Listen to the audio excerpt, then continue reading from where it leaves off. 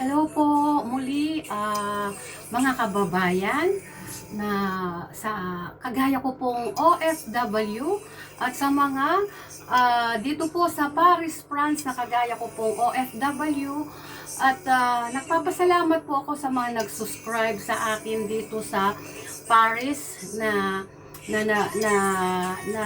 pinagbigyan po ako at nagsubaybay din po ng YouTube channel ko. Kasi po yun po na kaya ginawa ko po itong YouTube channel. Someday kapag okay na po, magcha-charity po tayo. At saka kumusta na rin po ang mga kababayan nating mga nasa ibang lugar pa po, sa mga OFW na ngayon po ay may giyera po. Mag-iingat po kayo lagi dyan at mag-pray lang po tayo. Ang Panginoon po ang talagang makakapitan po natin, wala na pong iba. Kaya ayun po, kaya ingat po tayo dyan, wag po natin pabayaan ang ating sarili. At ganun din naman sa Pilipinas, kumusta kayong lahat dyan?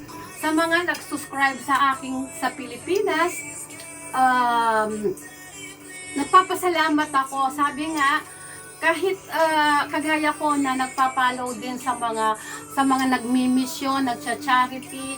Sabi nga, kahit hindi man ako laging nakakabigay ng pera sa mga nagcha-charity vlogger, yung pagpapanood ko ay pagsusubscribe ko ay nakakatulong. Kasi po ang mga nagcha-charity po, kapag po ang ginagamit po nilang pangtulong, yung mga followers po, yung mga subscriber. Kaya kung busy po tayo, pwede naman po nating i-open ang cellphone natin at buksan natin. Kagaya po ng ginagawa ko rin, sinabi ko rin yesterday, na kapag nasa bahay po ako, dahil dito po sa Paris, mabilis pong lumipas ang oras, ang ginagawa ko po, binubuksan ko lang po yung tablet ko.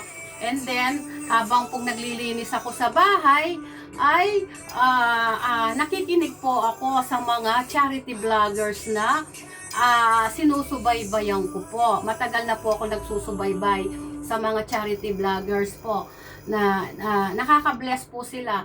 Kahit na hindi po sila mayayaman, pero nakakatulong po sila dahil sa mga sponsors po nila at syempre po ang ginagamit po nila yung sweldo po. Pag nagsweldo na po sila sa YouTube, syempre po kung hindi ka naman talaga tunay na mayaman, ano ang ipangtutulong mo? Syempre po yung ipangtutulong mo lang yung kaya lang ng ano.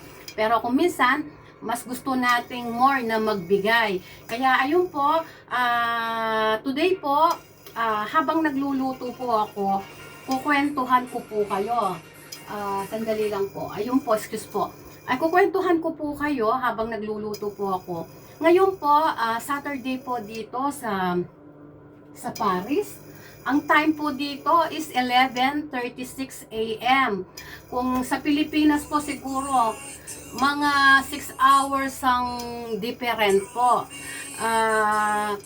Ayun po na ngayon po dito po sa Paris, medyo dati uminit at lumamig, medyo hindi po normal ang temperature dito. So ngayon po, mabalik na po tayo sa pagluluto. Ayun nga po na magluluto po ako. Ang iluluto ko po ay chicken nuggets po. Kagaya po sa Pilipinas, kagaya po ng dating sinasabi ko na nagmamahalan po ang bilihin. Ngayon po, may madali pong lutuin yung manok po, lalo na po sa mga may anak. At kung gusto nyo po ng low budget at madaling lutuin. Ngayon po, magluluto po ako ng chicken nuggets, pero po may nakareserba po akong gulay. Kasi po, yesterday nagluto rin po ako ng ginisang ano po yun, yung haricot bean, yung beans na may sardinas, meron pa pong tira. Pero nag-add pa po, bumili pa po ako kasi ako po kasi magulay po ako eh. Ngayon po, bumili po ako ng gulay. Ito po yung gulay ko. Ito po talong. Para in-slice ko na po ng maliit-liit ang talong. Ipiprito lang po ito. Easy lang po. Tapos itong poivron. Hindi ko po, sa French po kasi poivron. So hindi ko po alam kung ano po sa English ito. Para yatang, ay nakalimutan ko na po kasi matagal na po akong nasa Paris. Ngayon po, ipiprito ko lang po ang mga yan. Kaya, ang suggestion ko po sa inyo, mga mothers sa Pilipinas, pag nagprito po kayo ng isda, kung halimbawa, nagsasawa na kayo sa ibang gulay, pwede din yung i-add itong poivron. Itong ano na ito, green pepper ata, hindi siya green pepper. Basta yung poivron po, pag ano po, i-research ko na lang po. Ayun po, ito pong poivron, at saka ito pong talong. Masarap pong ipag-combine ito sa chicken, at saka yun nga po, sa ibang gulay. Mas mas healthy food po kapag po magulay po tayo sa ating pong katawan. Ito po yung lunch po namin ngayon. Dito sa Paris. Kaya ayun po, ngayon po magluluto na po ako. I-start ko na pong lutuin ang chicken nuggets ko. Wait lang po, ilalapag ko po. Ang ano po pala, ang ingredients po ng aking chicken nuggets, ang akin po palang ingredients ng aking chicken nuggets, ito lang po. Ayan, harina po, harina. At saka, 3 itlog. Ayun po, 3 itlog. At saka, ito lang pong paminta. Ngayon po, in-slice ko na po siya ng, ina ko lang po ang kalan. In-slice ko na po siya ng maliliit. Ayan po, maliliit. May sangkap na po siya. Sinangkapan ko na po siya. Para hindi po masyadong matagal yung vlog ko. Ayan po. Ayan, may harina na po yan. May 3 eggs. Ayun, kasi yung laman, ito po kasi, laman ito kasi nga nuggets nga po ang iluluto po natin eh. Ayan, yung parang nuggets po. Pero hindi na po siya, totally, ngayon po yan, laman po ng ng manok po yan. Ngayon po, ipiprito ko na po siya. Ko na po siya, ipiprito. Siyempre po kapag nagpiprito tayo, kailangan mahina lang po yung kalan po natin. Kasi para po yung harina, hindi po kagad mas maluto. Kasi baka po kung malakas ang kalang natin, ay kumbaga sa luto na yung harina pero yung manok hindi pa luto sa loob. Kaya dapat po mahina lang po yung kalan. Ayun po ilalagay. Ganito po yung pagluto ko po dito. Lalo na po sa mga may anak. Sanayan niyo po ang mga anak ninyong kumain ng gulay. Kasi po minsan po kasi nahihirapan po silang magpo. Ayun po bang lalo na po sa Pilipinas, ang mahal po ng magpo-hospital. Hindi po yung kung ano-ano pong binibigay po natin sa mga bata. Kasi siyempre po mga bata po yan, lalo na po sa mga 3 years old at saka lalo na po yung mga matitigas na food, wag po natin pakainin ng gano'n ng mga anak natin dyan po sa Pilipinas. Kasi kung ano-ano na lang po binibigay natin, pag nagkasakit yung bata, kawawa naman po. Kaya sa pagkain at saka lagi po natin hugasan ang kamay po ng mga bata. Kasi ang sa kamay po, doon po nakukuha ang bakterya. Ayun po. So, eto po, ilalagay ko na po, ganyan po, ilalagay ko na po sa kawali. Pasensya na po, hindi ko na ipakikita yung kawali. Pagluto na lang po. Ayan. Dahil electric po, plus po itong ko, number 3 lang po siya. Number 3. Ayan po, number 3. Ayan, ganyan po. Number 3 ko lang po kasi siya nilagay. Para po yung hindi po yan. Bukas po niyan, may church service po kami. Yan. Basta ako po, every Sunday, talagang nasa church po ako. Dahil, ano po, ayun nga po na, syempre po, ibigay naman po natin yung para sa Panginoon, sabi nga. Kasi, ang buhay po natin ay ano po, yung po bang, galing po yan sa Panginoon. Siyempre, wag naman po tayo yung, kailangan po, matuto naman po tayo magpasalamat sa Panginoon. Kasi nakalagay po naman sa Bible na we worship God in Spirit, in truth. Oh, kasi ang Diyos naman po kasi, pababayaan niya tayo kasi ang Diyos po, hindi naman po siya namimilit. Sabi nga, kung gusto mo magpasaway, di magpasaway ka lang, ganun po. Pero ang Diyos, ang gusto po niya ay maligtas po tayo. Pero, nasa tao po yun. Yun po. Napakasarap po kaya yung yung kagaya ako po noon, ng buhay ko, nung wala pa po ako sa Panginoon. Minsan, kung ano na lang ang mga desisyon ko, wala akong pakialam kung may masaktan ako, ganon. Ganon po ako dati. Pero, salamat po sa Panginoon, kaya niya po ako dinala dito sa Paris. Dahil may may reason po ang Panginoon. May panawagan po ako. Kaya lubos po ako nagpapasalamat sa Panginoon na ayun nga po na inalis niya po ako sa hindi tamang buhay. Ganun po. At ayun nga po, binigyan niya po ako ng karunungan, ng wisdom, na ayun nga po, ng knowledge. Kaya tayo pong mga OFW, ito po, kasi po, ang ano ko po talaga, ang vlog ko po, talaga pong is for OFW po. At saka sa, ayun nga po, sa Pilipinas, sa buong mundo rin na mga nanonood, for encourage, yung mag-encourage po. Sa mga susunod po na panahon yan, meron po akong i-interviewin na OFW.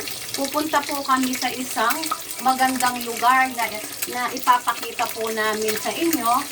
Siyempre po, hindi naman po lagi dito rin sa bahay. Kaya ayun po. Dati po, ano po ako talaga, yung pong, ayun nga, pag mga magdidesisyon ako, wala akong pakialam.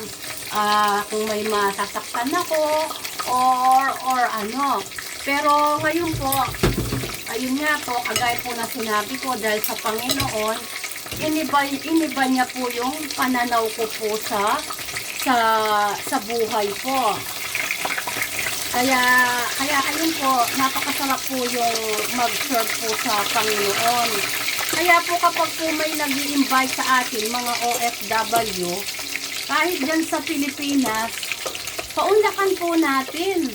Kasi, alam nyo po, yung mga nag-i-invite, hindi naman po para dumami ang mga tao sa church or what.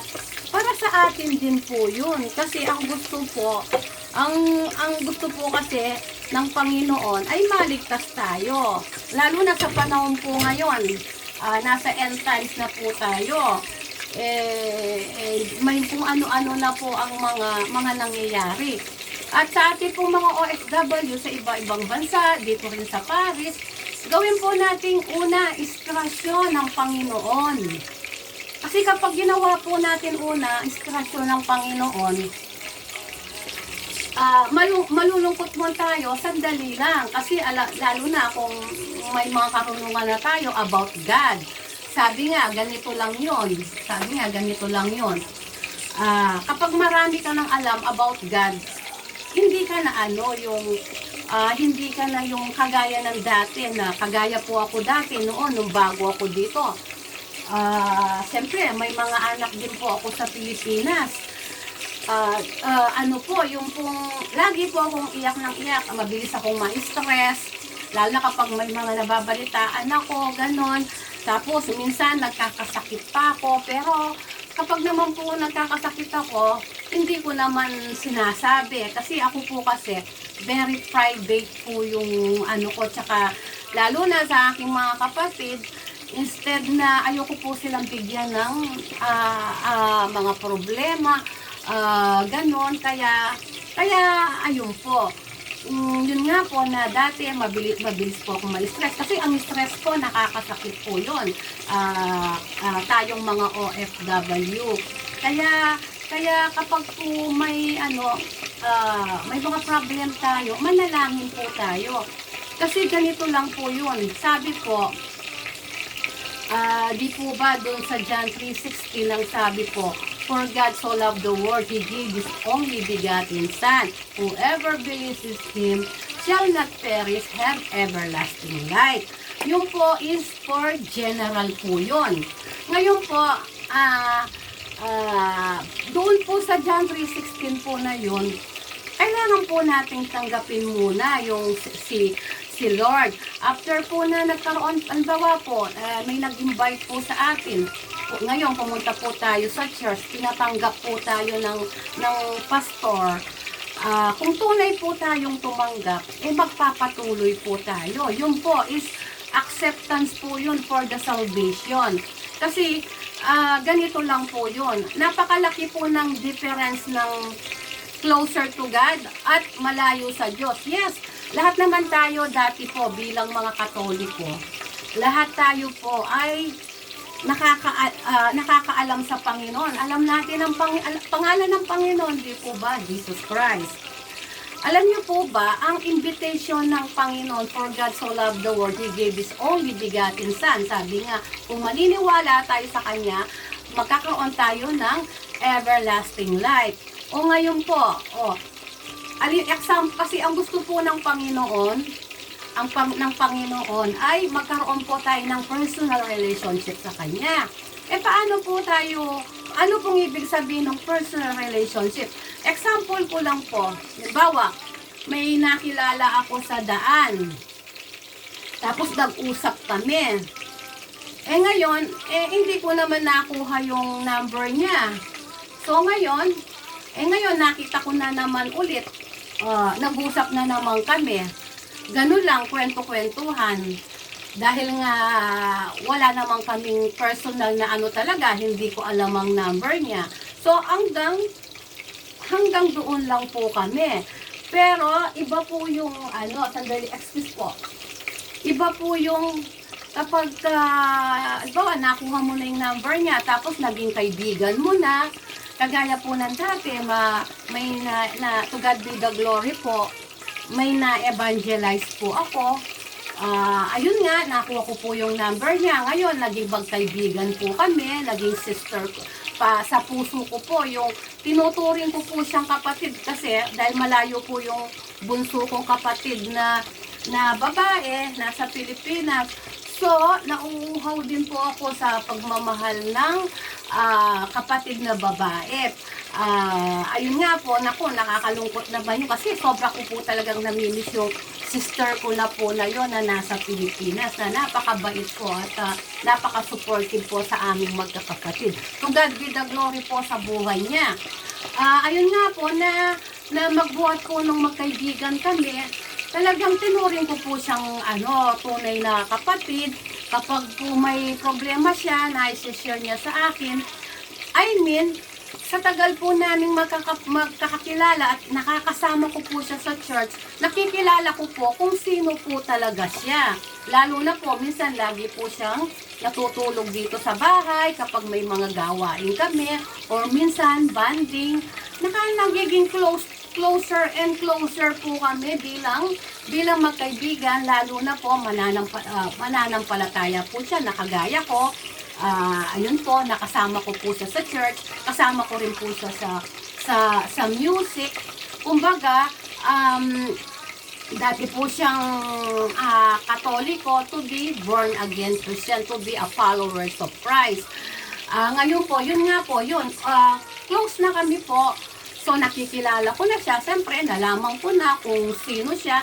Siyempre, hanggang sa humaba ng humaba ang pagiging magkaibigan po namin. Ganyan din po sa Diyos. Kasi hindi po pwede yung hindi po pwede yung magsa-sign of the, kasi kung sa-sign of the cross ka, tapos lalabas ka na, ganon.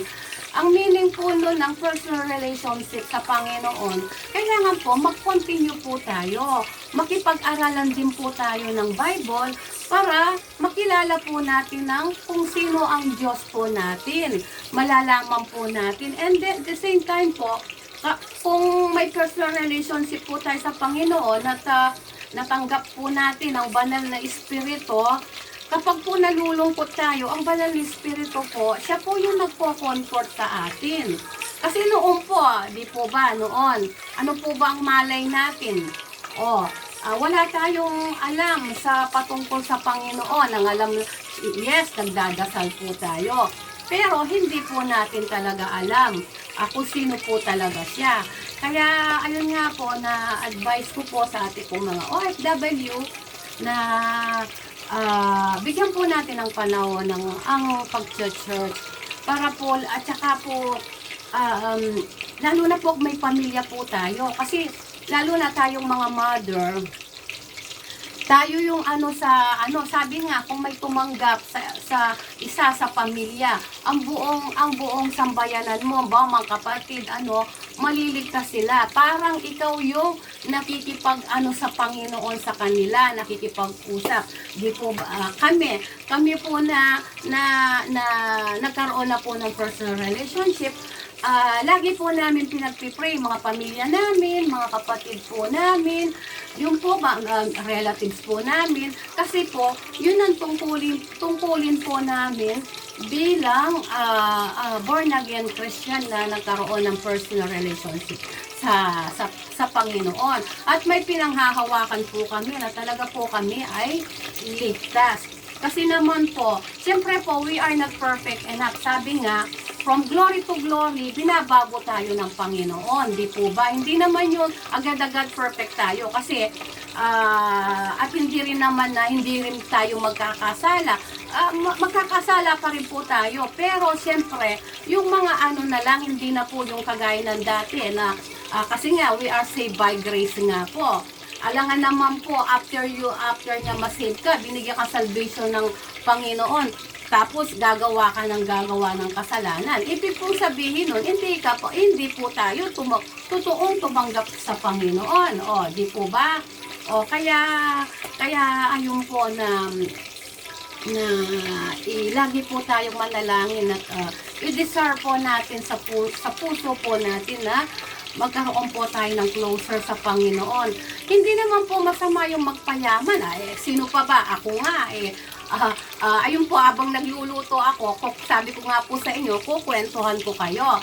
Ako nga, gusto ko rin, ako sa Pilipinas po, may bahay na ako, may medyo na ako, pero po siyempre, may mga ibang dinidesire pa po ako na kung kalooban po ng Panginoon, yun, yung dinidesire ko po na yun. Kasi po sabi nga, kung kalooban ng Panginoon yun, ibibigay naman niya. Pero, ayaw ko din po na yung invest, kagaya po nung sinabi ko dun sa isang vlog ko, invest ka ng invest, tapos uutangin mo lang, tapos masakit na yung ulo mo, stress ka na, kagaya nung, minsan may mga OFW din po dito na namamatay na, sobrang stress po nila, ganun. Kaya ako po, ang personality ko po, hindi po, kasi yun po ang tinuro din ng Panginoon sa akin, be content what you have. Pero hindi naman po masama ang maging mayaman, mag-invest. Ang lang po, ang ibig ko lang pong sabihin, bigyan po natin ng panahon ng Panginoon, ang pagkakilala sa Kanya, yun po, i-worship po natin siya. Kasi alam niyo po, ang buhay po natin ay hiram lang po natin sa Panginoon. Someday, babalik po tayo sa Kanya. Ngayon, ang tanong ko po sa inyo, may personal relationship na po ba kayo sa Panginoon? Kung sakali po, one day, na kunin na niya ang buhay natin, sigurado po ba tayo na save ako? Sigurado po ako, sarili ko, na save po ako. Yun po, in case, someday po. Kaya yun po, kasi kahit naman po ang dami po nating mga investment o ano, hindi naman po natin madadalang kahit isang titing lang na diamond, wala po tayong madadala. Mga minamahal kong mga ka-viewers. Dali lang, excuse lang po. Ano ko po itong niluluto ko. Baka po masusunog. Kaya ito pong vlog ko po na ito, sabi ko nga po sa inyo, habang nagluluto ako, ay kukwentuhan ko po kayo. Ayun nga po na mas maganda po yung meron po tayong assurance of salvation.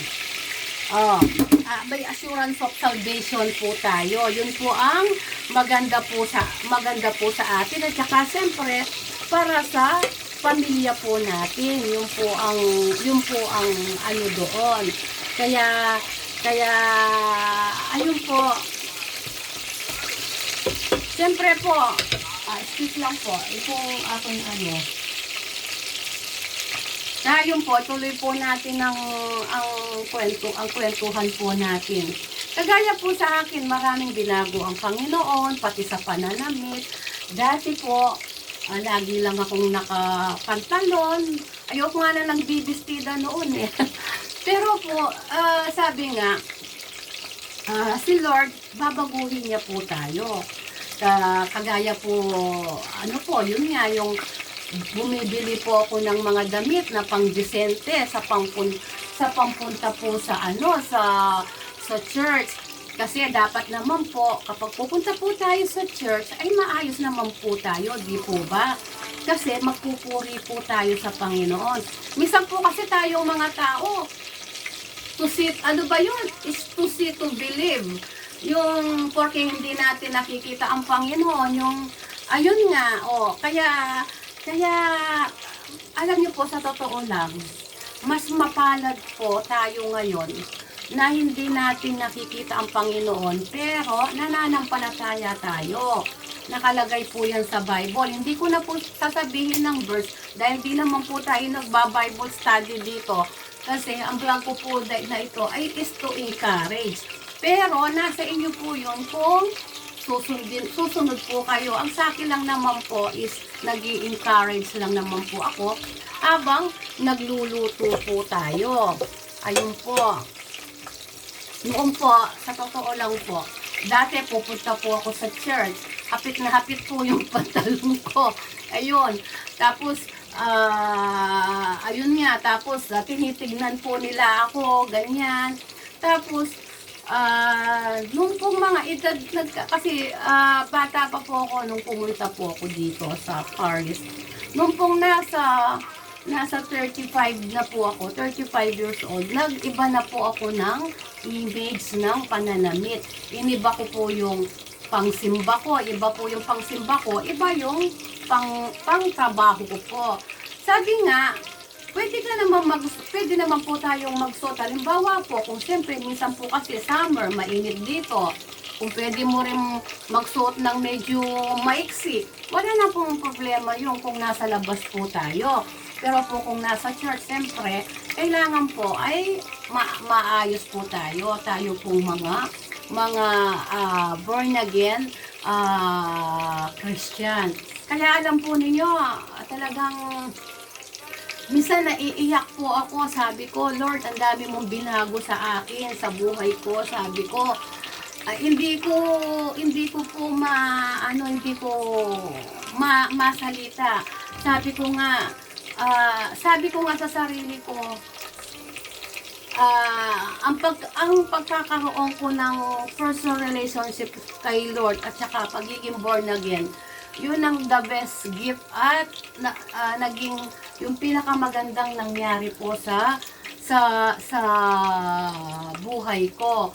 Kaya ayun po, kaya dinala ako ng Panginoon dito sa Paris dahil may purpose po siya. Ang pangalan po ng church namin dito sa Paris ay Grace Alone Ministry po. Yun po, ang mga kapatiran ko po doon ay matulungin. At ayun po, kapag po may mga baguhan, ini-encourage po namin sila. Kaya Ayun po, mga kapatid, ano pa ano pa po ba ang ano ko? Kasi minsan po kasi nakakalungkot din po kasi na minsan sa mga OFW dito na talagang haggard po sila sa pagtatrabaho. Grabe. Minsan may mga ano po yung halimbawa mag-i-invest sila ganon. Tapos ayun nga hanggang linggo tatrabahuhin nila. Oh, tapos ayun po magkakasakit po sila. Kaya, ayun po, ano po natin, i-manage po natin ang time natin, tayong mga OFW. Kung mag-i-invest po tayo, or ano, wag po nating pagsabay-sabayin. Kagaya po ng dati, doon sa sinabi ko sa vlog, ako po noon, nung nagpapaaral ako sa aking mga anak, ano po, dahil 5 po sila, 5 children po,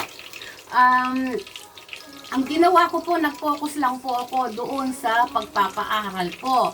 Pero marami pong lumalapit sa akin na, mag-invest ka, Jenny, sabi nilang ganun sa akin. Pero hindi po ako talaga umano kasi ayoko po yung sabay na nagbabudget ako sa pagpapaaral. The same time, may binabayaran ako. Naku, sakit po ng ulo yun, hindi po ako sanay. At saka, hindi po ako sanay sa malalaking utang po. Hindi naman po masama yung nag-uutang kasi minsan naman po may time na nanghihiram po tayo ng pera, lalo na po kung minsan kapag nagpagawa po tayo ng bahay, gano'n, o agay po nagpagawa ko ng bahay na dahil kulang po ang budget ko, umiram po ako dun sa kapatid ko po sa Pilipinas. Pinahiram naman po niya ako. Kaya yun po, pero yun nga po, ang advice ko po, huwag po nating pagsabayin. Kapag nakatapos na ang mga yan, yung nasa magandang ano na sila, doon po tayo. Ako po, matagal na panahon po bago po ako nakapagpagawa din po ng bahay. Kasi po, takot po talaga ako kasi, ayun nga, dahil hindi ko po kasi kaya yung bang namumblema, gano'n. Siyempre, yung may stress ka. Excuse po.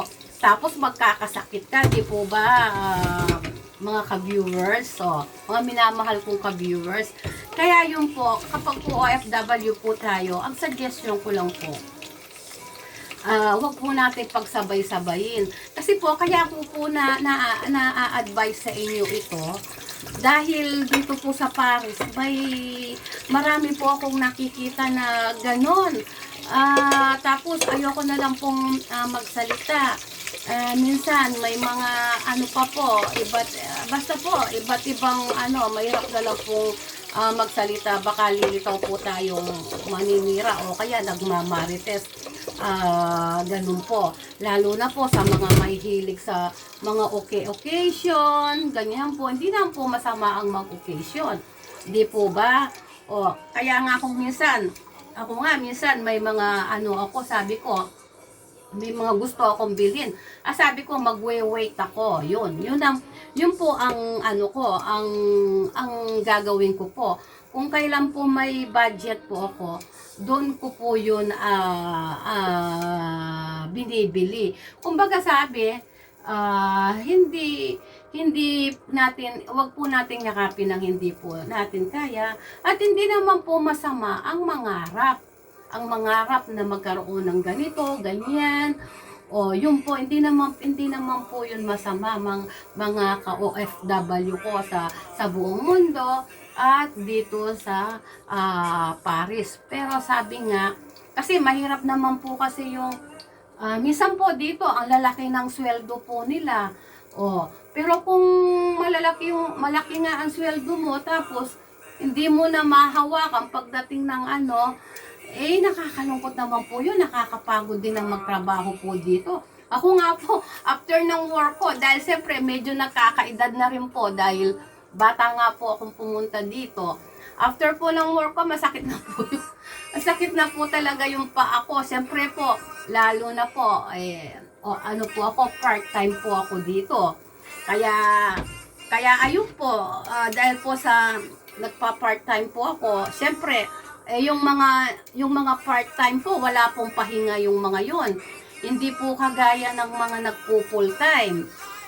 Pero po pag po ano ka, part-time ka, wala pong pahinga yun. Kasi nakakaya naman, binabayaran ka po ng per hour, alangan naman pong uupo-upo ka. Ano po? Kaya ayun po, salamat naman po sa Diyos. At ngayon, yung mga trabaho ko po, malapit na lang po dito sa akin. Nakakauwi po ako kumain. Hindi po kagaya po ng dati. Talagang, ano po, talagang, habang lumalakad po yung train, kumakain ako na sandwich. Kasi dito naman po sa Paris Open naman po, hindi naman po bawal kumain doon sa mga train, sa mga metro, yun. Ayun po ang ginagawa ko po noon para po mailusan po yung ano, ang gutom ko. Tapos minsan kung magkakaroon ka pa ng bahay na 6th floor na walang ascensor, papanik ka pa ng mataas. Ako po noon, naranasan ko po na meron po akong bahay dito na room na binabayaran ko po. Ay, nako. Hindi ba nga po, ay 7th floor po siya. Nako, pagod na pagod po ako.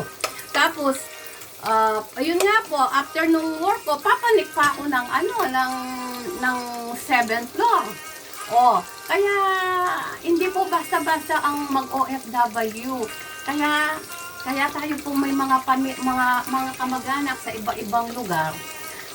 Pagbutihin po, lalo na po sa mga pinapaaral tayo ng mga tito natin or ano, mag-aral po tayo ng mabuti. Para naman para naman kapag katapos natin mag-aral, makatulong din naman po tayo sa mga magulang natin. Kagaya po ako ngayon, bilang OFW po, hindi na po umaasa sa akin ang aking mga anak. Pero po siyempre, bilang mother po, alam naman po tayong mga mothers, minsan-minsan, nagbibigay pa rin po tayo sa ating mga anak kapag kailangan po nila. Ngayon po, ang sinusuportahan ko na lang, yung isa ko pong anak. Kasi po, yung pinaka-panganay ko, hindi po talaga siya pwedeng magtrabaho dahil po kasi yung panganay ko po, hindi naman po siya special child. Yung nahihirapan po siyang magsalita. Pero yung ano po siya, kasi po nung bata po siya pinanganak po siyang normal. Kaso po nung bata siya, dahil sa bata po akong nag-asawa, dahil nung bata siya, yung nahulog po siya na may nag-aalaga sa kanya. Nahulog po siya, and then nung nahulog po siya, ngayon, in short story, nilagnat po siya, hanggang sa na-doktor po siya, lagi po siyang ini-injection. Hindi ko po alam kung tama yung ginawa nila na proceed na ganon. Hanggang po nagkaroon po ng problema yung pananalita niya. Yung po ang ano po doon. Kaya ngayon po, okay naman po siya at siya po yung pinakapanganay ko. Hindi na po siya nag-asawa. Okay na po siya. Kaya siya na lang po ngayon ang talagang sinusuportahan ko po dahil yung mga anak ko po may mga kanya-kanya. Ganun po ang gawin po natin. Wag yung halimbawa yung padala ka ng padala tapos hindi na sila magtatrabaho, ganon. Kagaya po nung isang araw din, ayan, may po ako yung sinanay na nakasabay ko na ang tanda-tanda na po, 65 years old po, 65 years old na. Sabi ko, siya, yung bang parang gutom na gutom siya. Sabi ko, Nay, saan kayo pupunta? Sabi ko, Eto, sabi niya, uwi na ako, katatapos ko lang mag part-time, di pa nga ako kumain nito. Ha? Sabi ko, nung oras mo kayo ng part-time. Kanina pa. Tapos, tinanong ko po sa kanya, ilang taon na po kayo? Sabi ko, if you don't mind, sabi ko ganon. Tapos, ang sabi niya, naku, senior citizen na ako, sabi niya, 65 na ako. Aba, 65, ba't hindi pa po kayo nag-for good? Sabi ko, sa Pilipinas. Ay, naku, Neng, sabi niya sa akin. May mga pinag-aaral pa akong mga anak nung mga kapatid ko. Ay, ganun po ba? Sabi ko, ba't naman po ganun? Sabi ko, ayun, tumandang dalaga daw po siya, hindi siya nakapag-asawa po dahil sa obligasyon po niya. Tapos ang kwento po niya sa akin,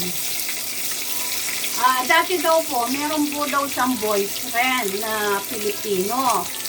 Ngayon po, dahil po sa, siya po yung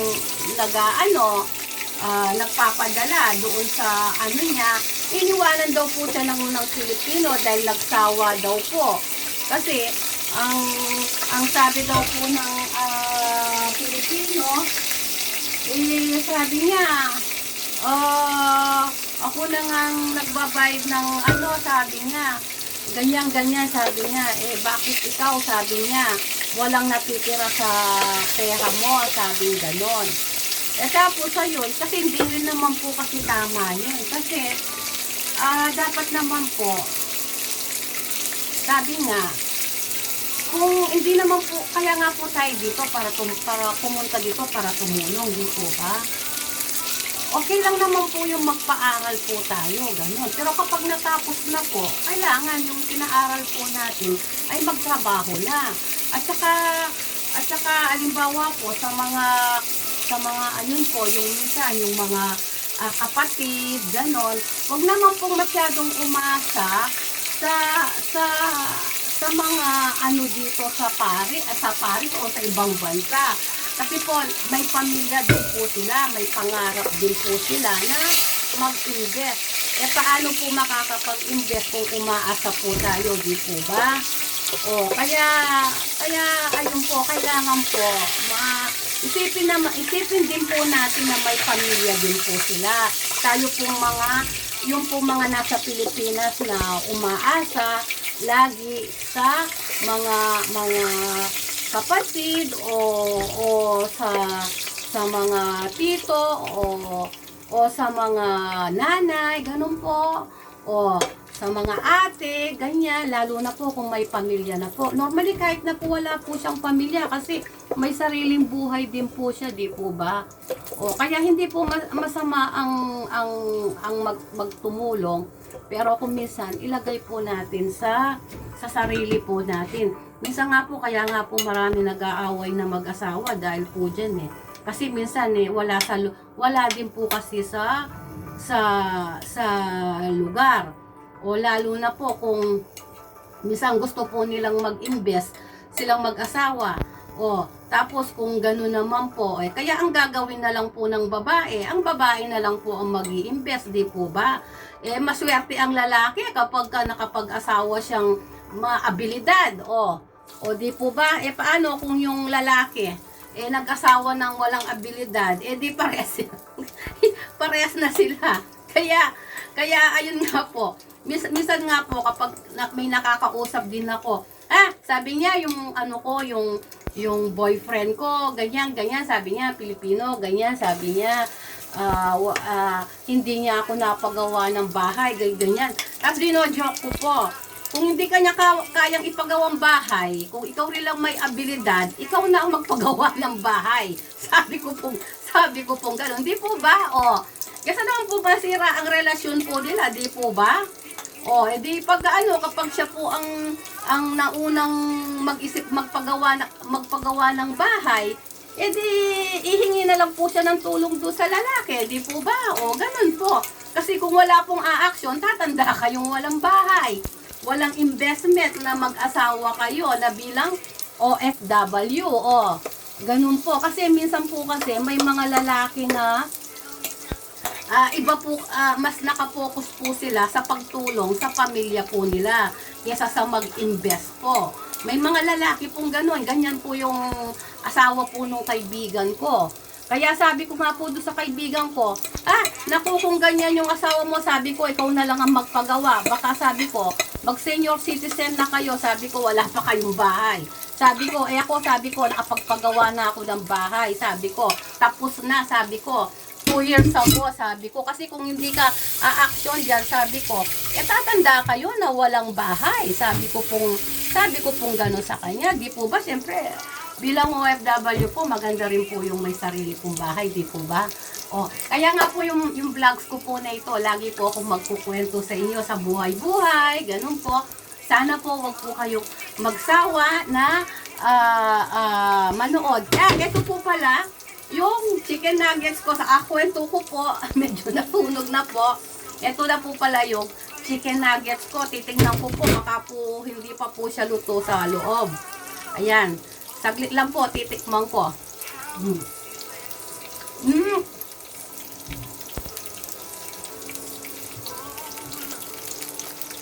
Ayun po, okay na po. Ako po, ganun po ako mag-advise. Positive. Imbes na yung kaibigan ko po, ay magalit siya sa asawa niya. Ang sabi ko po sa kanya, kung walang kakayahan magpagawa ng bahay yung asawa mo, sabi ko, dahil sa kakasustento niya sa pamilya niya sa Pilipinas, sabi ko, ipagawa mo na lang siya ng bahay, sabi ko. Ngayon naman, sa babae naman, kung ayaw kang pakasalan ng lalaki, ikaw na lang magbigay ng sing-sing. Sabihin mo, will you marry me? Ibili mo. Hindi, joke lang po yun, ha? Joke lang po yun. Kumbaga, nagpapatawa lang po tayo. Pero totoo po yung sinasabi ko kanina, na kung halimbawa, ang lalaki, iba ang focus niya at iba yung priority po niya. Ang priority niya is tumulong sa pamilya niya. Ngayon, kung ikaw naman na babae na may abilidad, ikaw na lang ang umaksyon magpagawa ng bahay. Kasi, kung hindi naman siya nagsasabi, sasabihin niya sa'yo, sweetheart, magpagawa na tayo ng bahay. Kung wala naman siya sinasabi po na gano'n, mas maganda, ikaw na lang na babae ang gumalaw. Sabi nga, na ikaw na lang ang gumalaw na magpagawa ng bahay para for the future. And then, magpatulong ka na lang sa kanya. Sasabihin mo sa kanya, ganun, magpapagawa tayo ng bahay. Di humingi ka na lang ng pera sa kanya. Ganun na lang ang in-advise ko doon sa kaibigan ko. Ewan ko kung nag-ano yung advice ko. Siguro, 2 months na kami hindi nagkikita dahil busy rin siya. Ngayon, pag magkita kami ngayon, tignan ko kung effective yung advice ko. Kasi sabi nga niya, may naipon naman daw siya. Yun naman pala, may naipon ka naman, sabi ko.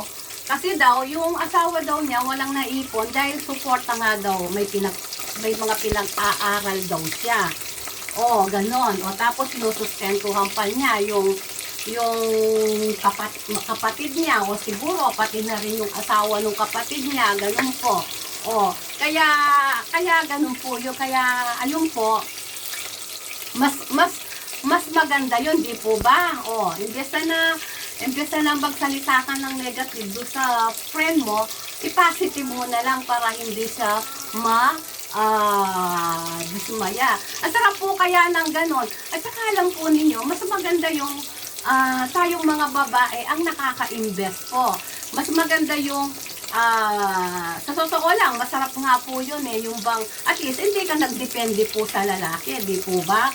Kagaya po nun, na, di po ba, minsan, may mga na ganito ang desire nila. Kagaya rin nung isa ko rin kaibigan, sabi ko, dahil maganda siya, sabi ko, ba't hindi ka na lang na mag-asawa ng friend? Sabi ko, para sabi kong gano'n. Noong pa po ito, matagal na panahon na ito.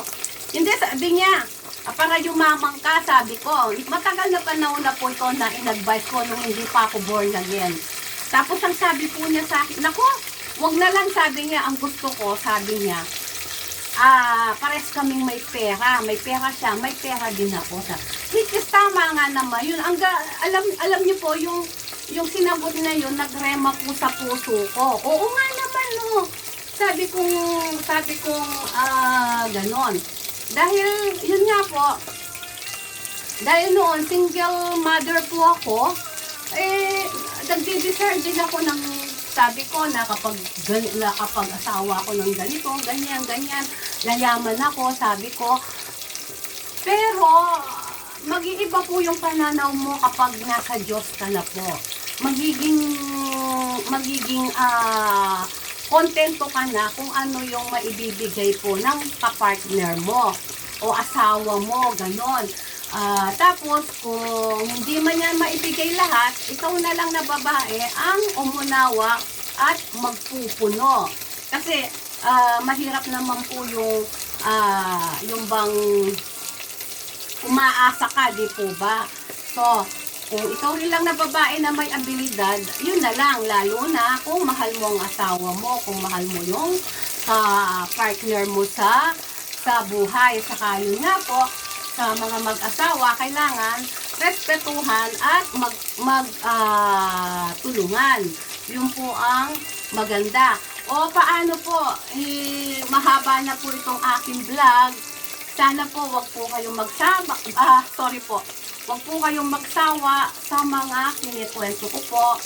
Mga ibang araw po, hindi ko po alam kung makakapag-vlog po ako bukas o siguro po kapag pupunta ako ng church dahil bukas po is Sunday service po.